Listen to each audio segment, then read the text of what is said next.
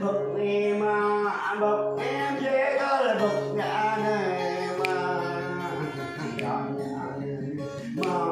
không tôi con nhà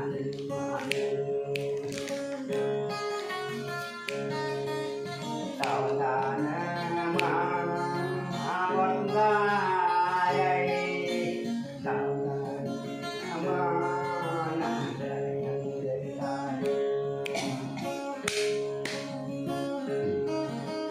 dầm mà em để ta dầm qua em để lại bằng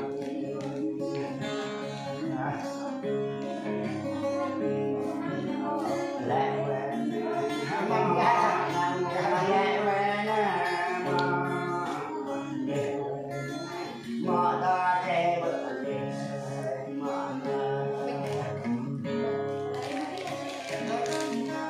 trường về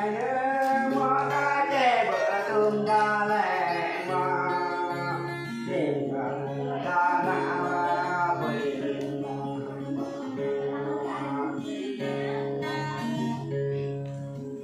lang ta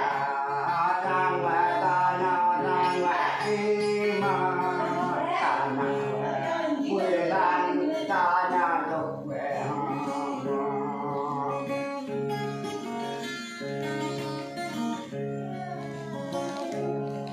ta nào về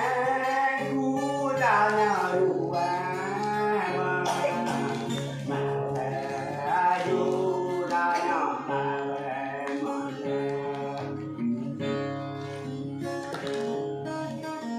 về ở đây ta nào giang về lệ ta nào nói là giàu ý đấy